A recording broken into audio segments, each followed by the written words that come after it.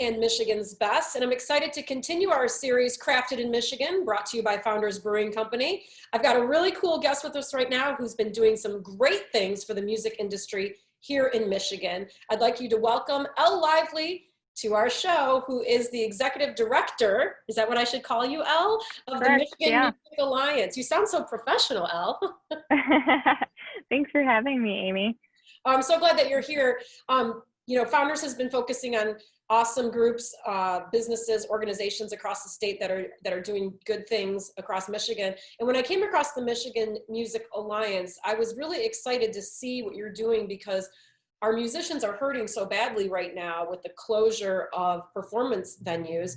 Elle, how did you get involved with this, and what sparked you to create this group?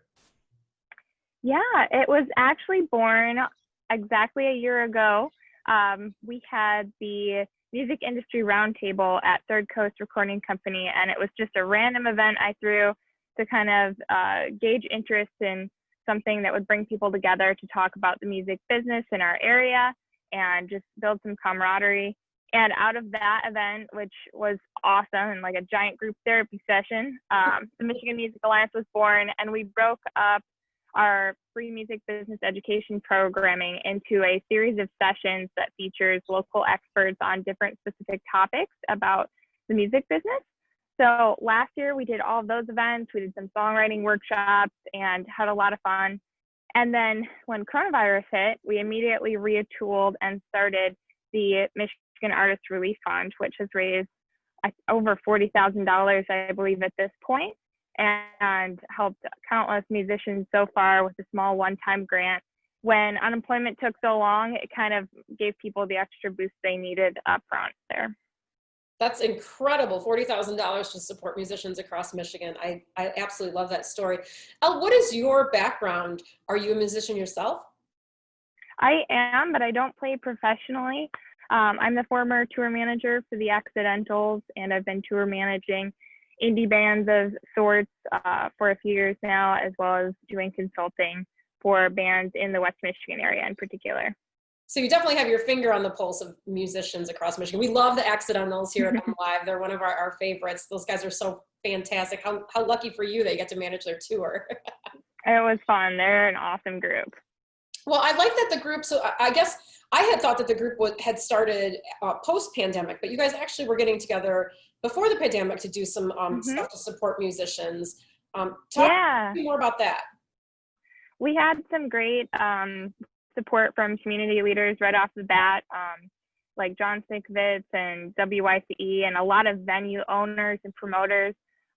So we brought people from all the different nooks and crannies of the music industry, artists, photographers, videographers, sound engineers, kind of everybody together in one room. So it was really fun to start building more of a bridge and more of a conversation between those types of individuals who have slightly different careers in the industry in our area. And all of those events have been really specific panels about touring or money management for the musician, and we've gotten local people to come and speak to those. We had a festival session at the Listening Room last December, and we actually sold out of the free tickets. We hit cap, and we had representatives from 6 Michigan festivals join us, including John Sikovitz of Local Spins, and we talked about that. So we've done a lot of fun stuff, and we have a lot of these side sessions coming up in the fall. I think we're just also waiting to see what happens, and if we need to go fully virtual with those programs, we're prepared to do that. But on our website right now, you can see the full lineup of events for the fall. We're just not sure in what form they'll come in yet. We're all waiting to see what form everything's going to come in, right? Exactly. Yeah. Will life be?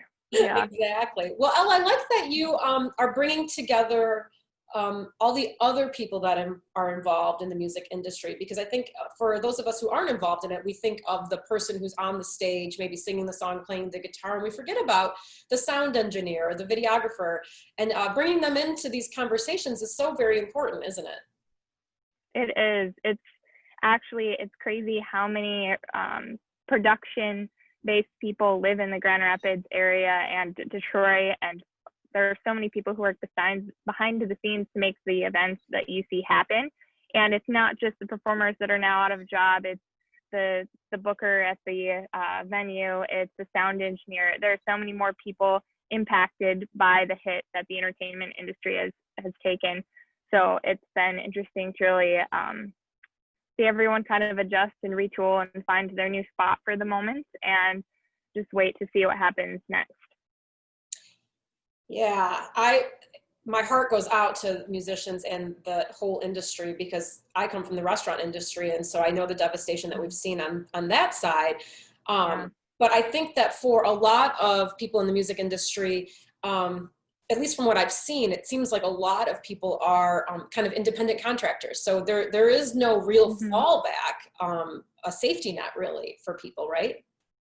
Yeah, that's correct. So most people are self-employed, or at least that's their main source of income, and maybe they have a side job or something as well. But for a lot of people, they took that leap and became self-employed so they could, live in Michigan, have the lifestyle they wanted, and still get to do what they love. And now with also the fallback industry, for a lot of people, it's, part-time bartending or something like that. And that's all not an option anymore. So I think that a lot of people are having to go outside of their comfort zone and really missing live music in a big way for multiple reasons. Absolutely. But everyone's adjusted really well. I feel like overall, the entire community has been so positive and supporting of each other that it's really nice to see everyone come together and make sure people have what they need and everyone's doing okay. That's fantastic to hear. I love that. What have been some of the things that you've seen musicians and others in the industry kind of pivot and switch to in order to still either provide music or create some income for themselves during this time? Yeah. Well, I know I myself, I'm going back to school. I have another artist friend who's also doing that and taking those opportunities this fall. But I know friends that started their own businesses like power washing. And, he's a bass player and now he has a power washing business, and he's doing great. And so lots of things like that. And then people driving for Amazon, UPS drivers, all the things that kind of got the lift during the pandemic because they were all of a sudden more in demand than ever. A few friends have gone to those jobs, but it's hard for the people who, like myself, I have a 2-year-old and with no preschool potentially in the fall and things like that. It's hard to figure out. We're in that weird place where unemployment ends like tomorrow or the next day, and we don't know about schools yet. So I'm not sure what kind of new job I can commit to, without the schools knowing what's happening yet for some of the areas in the state. I think a lot of people I've heard are in that unrest as well. Absolutely. Yeah. Across the board, I think that's a major problem. As we move kind of forward through this, how can we still experience some of our favorite Michigan bands? How can we still see them, support them?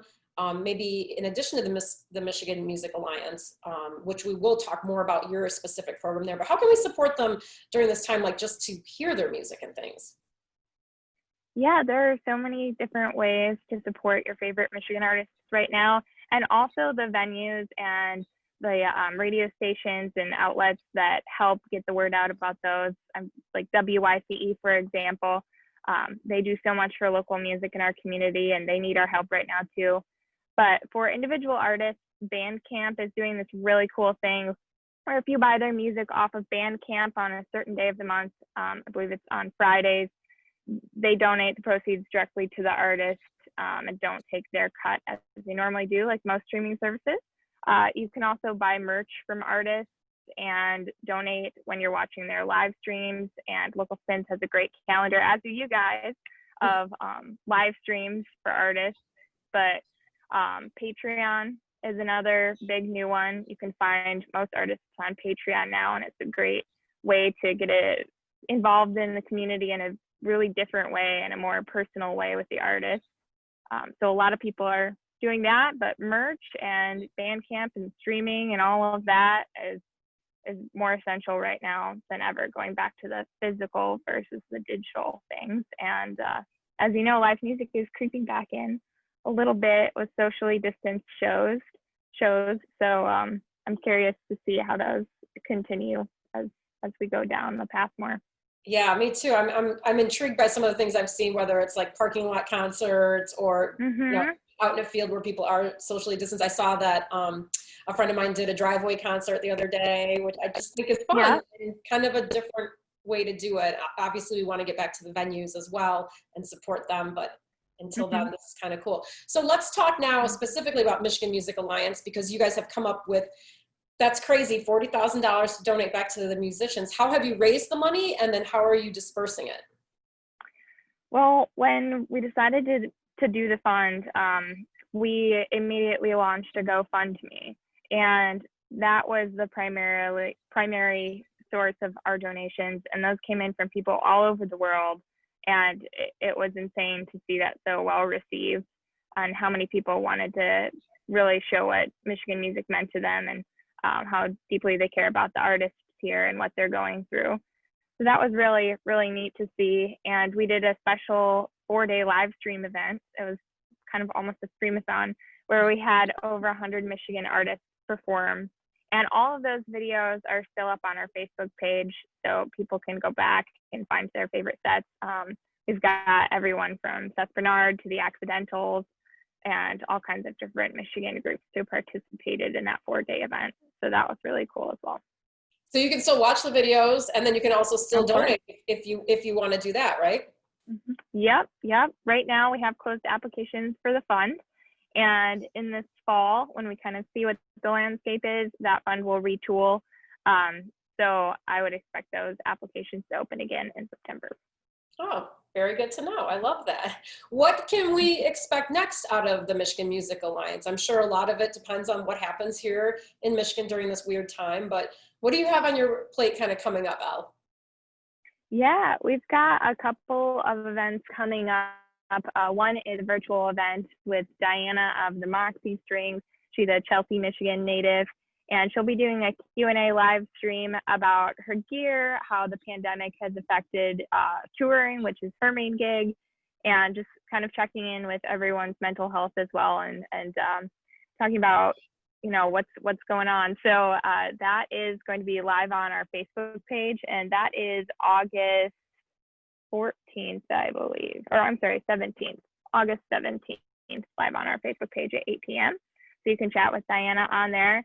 And then this fall, whether it's fully virtual or kind of a hybrid with a limited audience and a live stream, we'll be doing the B-side sessions again. And those will be in Kalamazoo, Grand Haven, and Grand Rapids. In Grand Rapids, it'll be right at Founders Brewing Company. So easy to find. Salute you, founders. That's awesome. I love it. Well, such good information. And I feel like it's something, talking about the music industry, we haven't been talking about it enough lately, and what's been going on with it, and how to help, bail it out a little bit and support our artists across the state of Michigan. So Elle, thank you for putting together the Michigan Music Alliance, whether it's during a pandemic or it's before the pandemic. It seems like a really great resource for musicians across the state. Thank you. Hopefully we continue to grow this next year, and I'm excited to see what happens. I like it. Well, Elle, if people want to get more information, want to follow along, maybe catch some of those clips or participate in future ones, where do they go for all that information? You can visit our website, which is michiganmusicalliance.org, to find our latest events and learn more about the fundraiser. And also you can purchase a Support Michigan Music t-shirt, and the benefits go towards the fund. And then also our Facebook page and Instagram are at Michigan Music Alliance. So you can find us online. I love it. Well, Elle Lively from the Michigan Music Alliance, thank you so much for joining us today. Thanks for having me, Amy. If you want to have more information about the Crafted in Michigan series brought to you by Founders Brewing Company, you want to head to mlive.com.